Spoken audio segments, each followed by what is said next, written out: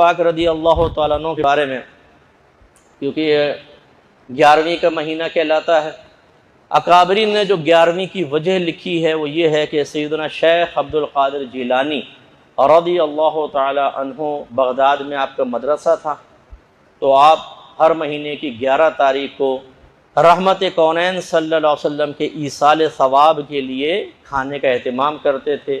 وہ مدرسے کے بچے بھی کھاتے تھے، باہر کے لوگ کھاتے تھے۔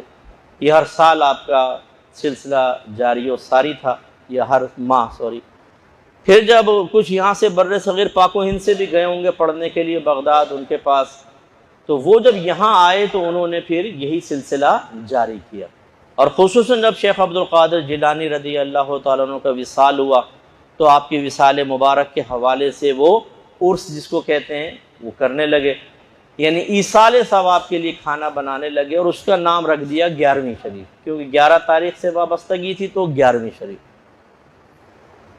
تو یہ اصل میں ایصال ثواب کا اہتمام ہوتا ہے۔ ایصال ثواب کا مطلب کیا ہے؟ ایصال مانے پہنچانا، اور ثواب کا مطلب وہ بدلہ جو آپ کے نیک عمل کے جواب میں اللہ تعالیٰ آپ کو دے گا۔ تو ایصال ثواب کا مطلب کیا ہوتا ہے؟ جب کوئی آپ نیک عمل کرتے ہیں تو آپ بس دل میں ہی نیت کر لیں یا زبان سے کہہ لیں اللہ تعالیٰ اس کا ثواب فلاں کو پہنچا دے، یعنی جو اس نیک عمل کا بدلہ تو مجھے عطا فرمائے گا اسے بھی اس میں حصہ دار بنا دے۔ یہ اگر قرآن یا حدیث سے ثابت نہ ہوتا تو اپنے پاس سے تو ہم نہیں کر سکتے تھے، لیکن نبی کریم نے بارہا صحابہ کرام علیہم رضوان کو اپنے مرحومین کے لیے نیک عمل کرنے کی ترغیب دی۔ فرمایا جب تم اپنے طرف سے حج کرو تو اپنے مرحوم والدین کی طرف سے بھی کرو، ان کے لیے نماز پڑھو، ان کے لیے روزہ رکھو۔ کسی نے آ کے ایصال ثواب کا پوچھا کہ میں اپنی والدہ کو کیسے نفع پہنچاؤں، ان کا وصال ہو گیا ہے، تو فرمایا پانی پلاؤ۔ اس کا مطلب ہے عمل ہم کریں گے اور بدلہ ان کو بھی ملے گا۔ تو جب ہم عام لوگوں کے لیے کرتے ہیں تو اس کو پھر نیاز بھی کہہ دیتے ہیں، کبھی اکثر فاتحہ کہتے ہیں، نہیں فاتحہ خانی ہو رہی ہے، لیکن جب بزرگوں کے لیے ہوتا ہے تو اس کو نظر اور نیاز سے تعبیر کرتے ہیں کہ بادشاہوں کے دربار میں جو تحفہ پیش کیا جاتا تھا نا تو کہتے تھے حضور کچھ نظر کرنا چاہتا ہوں، نیاز پیش کر رہا ہوں،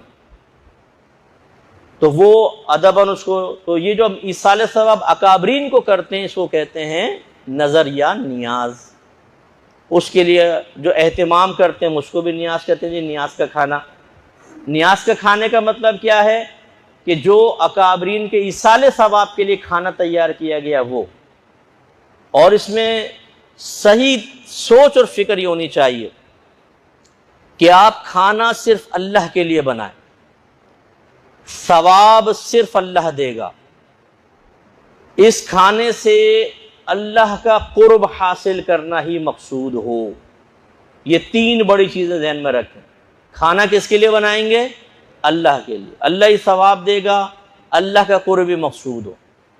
ایک نیت بس یہ ہو کہ اللہ تعالیٰ جو تو کچھ عطا فرمائے گا فلاں بزرگ کو پہنچ جائے، بس یہ نہیں کہ میں تو نبی کے لیے عمل کر رہا ہوں، یہ شرک میں چلا جائے گا، یا نبی کے قرب کے لیے نیک عمل کر رہا ہوں، ٹھیک نہیں ہے، یا نبی کریم ثواب دیتے ہیں، غوث پاک ثواب دیتے ہیں، غلط، بدلہ سے ہاں وہ دعا کر سکتے ہیں۔ بعد وفات دعاؤں کا سلسلہ کبھی منقطع نہیں ہوتا۔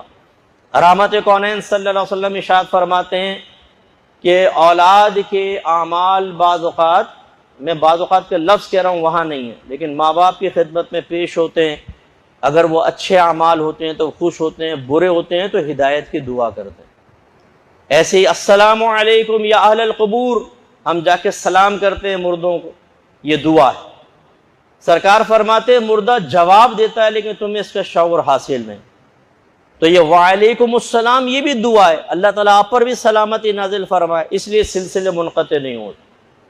تو جب یہ اس طرح کے بڑے مہینے آئیں، آپ ایک کیلنڈر ملتا ہے وہ دیکھ لیجئے، کہیں پر بزرگوں کے وصال کی تاریخ اس میں لکھی ہوئی ہے، موقع ملے، کوئی بڑے اہتمام کی حاجت نہیں ہے، جو گھر میں کھانا پکا ہے نا اسی کو آپ اسی پر کچھ بھی پڑھ کر کچھ بھی کلمات وغیرہ نیت کر لیں، اللہ تعالیٰ اس کا ثواب فلاں بزرگ کو پہنچ جائے، خود کھا لیں، کوئی مسئلہ نہیں۔